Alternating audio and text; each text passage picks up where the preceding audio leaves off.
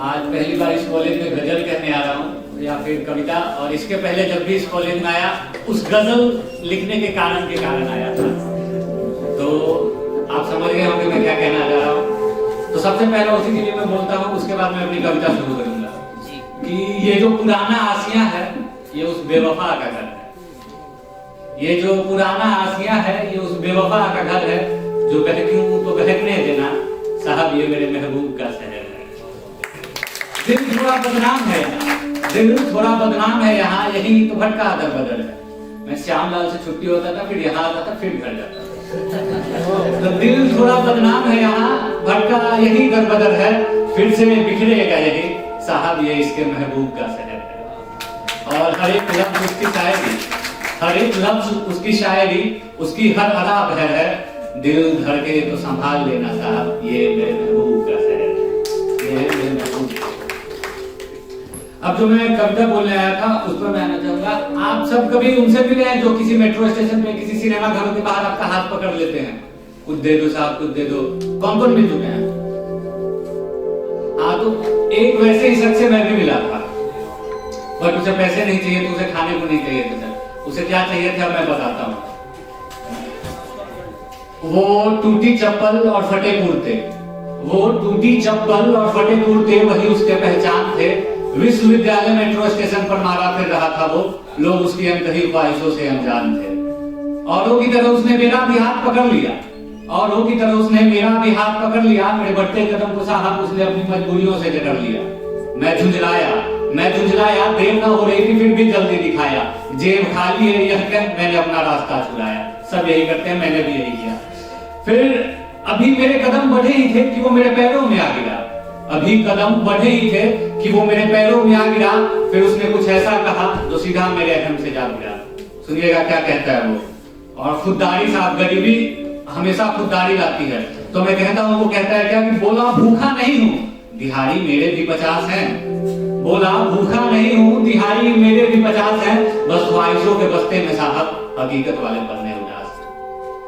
बोला भूखा नहीं हूँ दिहाड़ी मेरे भी 50 हैं, बस ख्वाहिशों के बस्ते में साहब हकीकत वाले पन्ने उदास हैं। आपके जूतों को चमकाते चमकाते मेरी किस्मत धुंधली हो गई है। चंद पैसे तो हर रोज मिल जाते हैं मगर मंजिलें सारी खो गई हैं। सुना है आप ही लोगों को कहते हुए कि शिक्षा सबका अधिकार है, 21A शायद, राइट टू एजुकेशन। तो सुना है आप ही लोगों को कहते हुए शिक्षा सबका अधिकार है, फिर इन दीवारों पर लिखा या नारा का सबका सब बेकार है। और यही मेरी माँ के गांधी नेहरू बोस का भारत है ना, या यही उनकी फरेबी सरकार है। फिर मैंने उससे पूछा बेटा क्या तुम्हारे मम्मी पापा है नहीं, क्या हुआ है? तो वो बोलता है कि यूं तो माँ बड़ी प्यारी थी मेरी, यूं तो माँ बड़ी प्यारी थी मेरी, पर बापू को उनसे ऐतराज रहता था क्योंकि यूं तो माँ बड़ी प्यारी थी मेरी, पर बापू उनसे नाराज रहता था क्योंकि वो जब भी पी कर आता था माँ को उससे ऐतराज रहता था। एक दिन आजादी की कहानियां सुनाते सुनाते, एक दिन आजादी की कहानियां सुनाते सुनाते मेरी माँ खुद सब जंजीरों से आजाद हो गई। बापू फिर कभी घर न लौटा, मेरी मनमर्जियां सब बर्बाद हो गई। अभी कलम का बोझ उठाया भी नहीं था, अभी कलम का बोझ उठाया भी नहीं था कि भूख ने ललकार दिया और मेरी बढ़ती ख्वाहिशों को साहब मेरी मजबूरियों ने मार दिया। फिर उसने बड़े प्यार से कहा कि भैया क्या ये खो मेरी रोटी से महंगे हैं। फिर उसने बड़े प्यार से कहा कि भैया क्या ये खो मेरी रोटी से महंगे हैं, या शिक्षा के बाजार में सब पढ़े लिखे अर्धनंगे हैं। मैं कितनों से गिड़गिड़ाया कि भैया मुझे पढ़ा दोगे क्या, मैं कितनों से गिड़गिड़ाया कि भैया मुझे पढ़ा दोगे क्या। अरे जाओ दिहाड़ी के 50 तुम रख लेना, मुझको भी क ख ग सिखा दोगे क्या।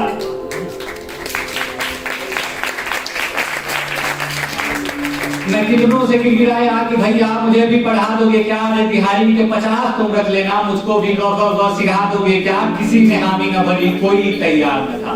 गरीब के पैसे साहब हम अमीर कैसे लेंगे। तो किसी ने हामी न भरी, कोई तैयार न था, सबकी हिकारत भरी नजर थी, किसी में प्यार न था। और वहां में जाने से पहले बोलता है कि भैया अगर आपके पढ़ाई का यही अंतिम सिला है तो छोड़ो जाने दो मुझे कलम से गिला है। अगर पढ़ाई का यही अंतिम सिला है तो छोड़ो जाने दो मुझे कलम से गिला है। और अगर तुम्हारी हो जाने में उन मोटे किताबों का कसूर है तो छोड़ो जाने दो मुझे अनपढ़ रहना मंजूर है। यूं कह वह मेरी आंखों से ओझिल हो गया, मैं कुछ कह न पाया, मेरा दिल बोझिल हो गया। फिर आज का दिन है, आपके सामने खड़ा हूँ, सवाल वही है, आखिर मैं क्यों पढ़ रहा हूँ।